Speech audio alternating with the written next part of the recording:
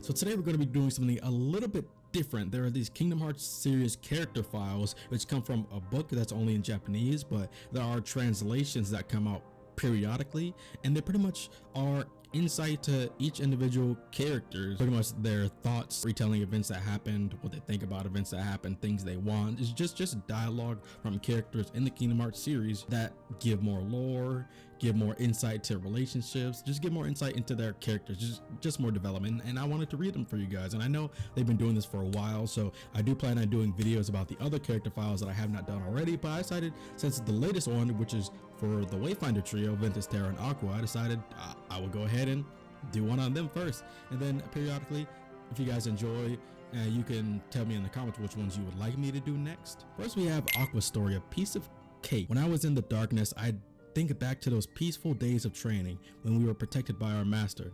I was calm and content during the time spent alone training with Terra, but I feel Ven's arrival added a different kind of warmth. So she was happy when it was just her and Terra, but with Ven, it added something else. That's nice. I guess kind of like, rather than a brother, which is maybe what she thinks of Terra as, Ventus was more like a son, or someone she wanted to protect, I guess you could say. Ven held his wooden sword in his left hand.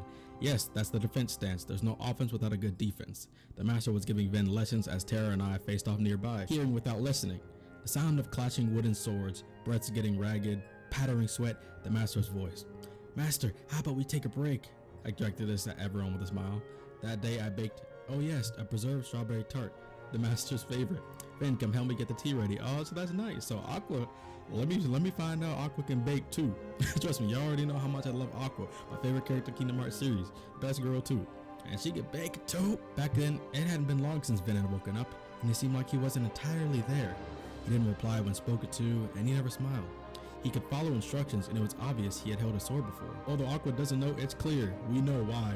He's clearly held a sword before. You know, he was a union leader. He didn't wake up properly until a practice match with Terra.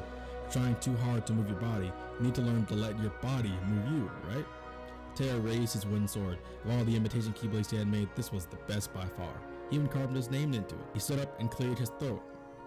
In your hand, take this blade. So long as you have the makings, then through the simple act of taking, its wielder you shall one day be. He raised the keyblade, mimicking the rite of succession. So the rite of succession is pretty much where you pass the keyblade on to someone else, or bless someone else that is worthy with the power of the keyblade. So that's good, because I do remember in Birth by Sleep, in a cutscene, we did see this happen. Being a keyblade master is all I've dreamed about. Well, you're not the only one, I corrected. It was our dream, our goal. Terra knelt in front of Ven, holding out the wooden keyblade. I know, you, me, and Ven all share the same dream. Here, Ven, this is for you. Ven reached out silently and gripped the wooden keyblade. It seemed as though he was smiling faintly, the first time I'd ever seen it. So we're also getting, even though we've seen most of these events happen before, we're getting more insight into what exactly Aqua was thinking and how she was feeling. So she had noticed that Ventus was starting to change this time. Huh? Then what are you going to use, Terra? I'll take the one Ven was using for now, then I'll make a new one. Terra took the one sword Ven had been using and ruffled his blonde hair with the other hand. Isn't that nice, Ven? Thank you. Those are Ven's first words. Ven, Terra and I cried out in unison. What's with you two? Ven looked back and forth between us, puzzled. I pulled him into a hug automatically. Terra continued to ruffle his hair from beside us. Stop it, Terra, Aqua. Come on already, I'm not a baby, okay? We looked at each other and burst out laughing. It drew an embarrassed laugh out of Ven. So really? So Ventus pretty much said his first words to them ever, and he was acting like nothing was completely different. So Ven was always just Ven, he just never really talked, but I feel like something else clicked inside of them at that point, you know? Then after a long journey, we returned home. I understand now that this land and Master Eric has protected us. The Master was always with us. I wonder, can we ever return to those peaceful days? I'm sure we can, if we create them. Terra, Ven, let's have some tea, I call out. Just like me, they've completed long journeys. We've come home together. Terra? A sliver of worry creeps in. Terra hasn't said anything. Then he turns to me. I'd like some cake, he says, so long as it's not sweet. That's right. I'd like to bake something. I haven't done that in a long time. Galactic caramel pound cake then. I haven't made that in ages. Galactic caramel pound cake, yo. Let me find out Aqua can bake. It's over. It's over. You don't see Kyrie baking nothing? I want a preserved strawberry tart, says Ven. The master loved that one, and Terra didn't, I say with a smile. We've lost our master, but we aren't alone. The three of us will go stargazing again. We'll look for shooting stars. never be apart again. Man, that was actually a really good story. So it gave not only did it give insight to how Aqua was thinking and feeling when that exactly went down, like, because we've seen the cutscene before, not the entirety of it. That last part of the conversation we didn't see in the cutscene format. We just saw when Ven did the rite of succession, when Terra did the rite of succession speech to Ven. Then after he gave Ven his, it pretty much ended after that, I think, if I'm remembering correctly. And she noticed how Ven, for the first time, talked to them out of nowhere, and he acted like nothing was weird, nothing had changed, no explanation, no anything. And now, as we can see, they want to go back to those days. They wish for those days, even though in the events of Remind, they go into the realm of darkness for a year. But that was really good. I enjoyed that. Did you guys enjoy it? Let me know. We also have a little bit of a screenshot for the book here. Oh, so pretty much just see. We pretty much just see her Kingdom Hearts 3 design and then her armor design right there. Next we have Terra's story, Dark and Void. It was darkness, just darkness. Well, no, not even darkness. If Aqua sank into the realm of darkness, then where had I been? Did I even exist? I'm sure I know I existed, but I have no idea where I was. I was imprisoned behind Xehanort of my consciousness. My heart was sealed away, so where was my heart? It wasn't in the darkness, so maybe we're just in a world of nothingness. A world without darkness or light. You can't have light without darkness, and you can't have darkness without light. It was somewhere like that. I wasn't asleep like Ven was. I wasn't the realm of sleep. I wasn't dreaming. I was just in a world of nothingness. And that void became pain, sorrow, and anger that rushed over me. All I could do was writhe in its grasp. Maybe that place was like the world where Unverse came from. A void that only takes in grief and suffering. A world where hope and joy can never exist. So to me, this is because we know, I'm pretty sure Terra was split in 3 different parts. His body was completely taken over by Xehanort, so his body was in Xehanort's hand, that's one. His mind, aka his soul, was in Lingering Will inside his armor because he had no body. And then his heart became I'm pretty sure his heart is what became the Ansem's guardian, and Terranort's guardian, which is how he was still able to speak, because Xehanort had taken his body and his soul was still in Lingering Will, which is why once Lingering Will was destroyed, his soul was able to come back to where his body and his heart was and be able to finally break free, so he'll know what he is and what's happening. The void was also like the darkness, but also not. Nothing could spring forward from there, and all I could do in that world is wait. I no longer remember what I thought, what I did in that world. I just waited. No, that's not quite right. I believed in our promise. Even now I still think about it. But whether the power of darkness is really so detestable. I mean, right before my eyes is that boy I entrusted the Keyblade to. All grown up. He talked about Riku. He did the right concession on Riku. Sorry, I love that cutscene. And he controls the darkness while still being part of the light.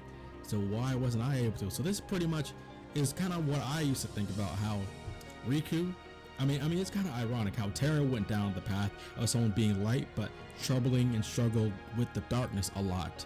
He did the rite of succession on Riku, and Riku fell to the same fate. So maybe that's also why Riku happened to fall to the same fate as Terra did, except Riku changed to the point to where he wasn't just fighting for the light, he was using the power of darkness, but fighting for the light, completely controlling the darkness. And Terra, but then again, Terra also never really had the chance, because if Xehanort wanted to take Riku's body, he had every chance, every opportunity to do so, like every opportunity to do so. Terra had his body robbed, and he did learn in the end his lesson. And then there was the heart that nestled close to mine, that continued to quietly encourage me. If he hadn't been there, I wouldn't be here now, standing in front of his grave. Yeah, he's talking about Master Ericus. In the Blank Points cutscene in Birth by Sleep, when Terra and Xehanort were talking, Terra subtly revealed how Ericus had made his way into Terra's heart, pretty much. Master, did you forgive me? Maybe I haven't been forgiven yet, and I'm still only here so I can atone. I know there are no answers to my questions, and no one has to forgive me for my sins. Even entertaining the thought of being forgiven is so presumptuous of me. A weakness. Terra, Ven, let's have tea. Aqua smiled brightly, and Ven turned to look at me. Those two have probably forgiven me, but I still can't forgive myself. Terra? Aqua peered up at me, looking slightly anxious. I was careful not to sigh, but I exhaled softly. And then I smiled. You know, I wouldn't mind cake if it's not too sweet. It has been a while since I made a galactic caramel pound cake. I want strawberry jam tarts. Then grinned up at Aqua. Those are the master's favorite. Although Terra never liked them much, Aqua laughed softly, then her face fell slightly. From now on, we'll always carry the burden of grieving for our master. But we're not alone. The three of us can look up at the night sky once more. We can look for falling stars, and from now on, we'll always be together. So I like this. So it seems like the trend pretty much is they all are having their inner thoughts of the events that happened before and during the big journey. And then once they all get to that point in Kingdom Hearts 3, when they're back at the land of departure, by his grave, figuring out what to do with that. I'm pretty sure that whole cutscene now is this conversation, but we're getting the same thing but different perspectives. So Terra is mulling over the fact that although he did so much, he was wondering how Riku got to the point to where he could control the darkness and fight for the light, and he himself wasn't. And it's interesting to think how he's really assuming that Ven and Aqua has forgiven him, and this is probably because, like he says, he still can't forgive himself for what he did. So he's probably having trouble coming to the conclusion that how could these guys forgive me, even though I'm not even gonna front. A lot of this that did happen was Terra's fault, like, not gonna lie, but he worked to make up for it at the end of Kingdom Hearts 3. Like he definitely worked. Like they all suffered for different reasons. Whether their fault or not, they were all at fault somewhere. Terra's taking a lot of blame on himself, but that's interesting. Usually I would have thought he would have said, I know they have forgiven me, but I still can't forgive myself. But he said those two have probably forgiven me. He's pretty much saying, I know they probably have, but I wouldn't be surprised if they haven't. That's pretty much what that is saying. Of course, give you guys a look at Terra's Kingdom Hearts 3 render, and then his armor from Birth by Sleep, I think. Yeah, Birth by Sleep render, his armor. Then we have Ventus' story, Fragments of the World. I really didn't remember anything. Part of me has always been missing. It's because of what Xehanort did to me. A missing half is Ventus. I already know that. I think a bunch of memories came back to me that time. I feel like they belong to somebody else. I'm not sure what to make of it. I had memories from before I woke up in front of Aqua and Terra, but they're hazy. Yeah, he's saying I really didn't remember anything, as in he's surprised at how he didn't remember what happened beforehand. Aqua and Terra meant everything to me. I wanted to fight for their sakes, but in the end I fell asleep, and the two of them fought for me instead. When I finally woke up, I felt like there was a lot I never understood. Maybe I still don't really understand. I do know that Aqua and Terra are by my side. They're protecting me, and that because of this, I want to protect them too. At this point, I'm used to not understanding things. Frankly, I don't even know what I don't know. I can't shake the feeling that I'm still missing something. And then again, maybe it's just that I'm not understanding things and I'm actually not missing anything at all. But even then, that seems like it's beyond me. Just put an end to me. They didn't do it in the end. They couldn't. Never. That's why I'm standing here now. When the Keyblade was formed, I thought I'd fade away with Ventus. I still don't think that would have been wrong. Maybe the master knew more about the real me than he ever let on. All the things I don't know about myself. Now he's gone, so I guess I'll never know. Terra, Ven, let's have some tea, Aqua says with a smile. Her saying that here at the land of departure feels like being back in time. She'd bake cakes, the master would eat them happily, Terra would grimace at the sweet ones, and I'd eat myself full because anything Aqua made was delicious and made me happy. We can't go back to those days. We have to keep moving forward. I turned to find Terra giving a pained smile, just like he used to. I'd like some cake, he says, so long as it's not sweet. Aqua beams at him. Galactic caramel pound cake then. I haven't made that in forever. She's so strong, smiling like the old days. I want to preserve strawberry tart, I say. It's something our master liked. The master loved that one. Terra didn't. Aqua says with a little smile. Her expression turns slightly sad. In our hearts, we carry sadness over our master. And I know it won't fade for a long time. Whatever's missing from me most likely won't fill in for a long time yet either. But I'm not alone now. I don't want to be alone anymore. The three of us will go stargazing again. We'll look for shooting stars. We'll never be apart again. Wow, I think this might have been my favorite one, to be honest, because Ventus is such an, after him being revealed in Union Cross, Ventus is such a deep and much more interesting character now. He was already interesting before, but his evolution as a character is really, really solid. Ventus is revered as one being happy-go-lucky and just all around pure light, pretty much. Now, like, even Aqua and Terra knows Ventus is more mature now, because it's not just Terra that's feeling guilty or feeling like it's hard for the others to forgive him. Ventus even says he still doesn't feel like it would have been wrong if he had just